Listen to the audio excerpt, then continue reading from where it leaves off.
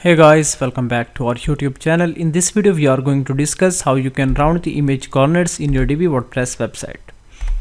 So let's log in into our website, and after that now let's edit any of the page with Divi Page Builder.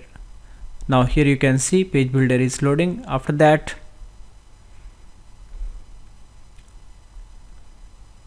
now let's click on the image, and now I want to add this image. Here you can see images in square shape.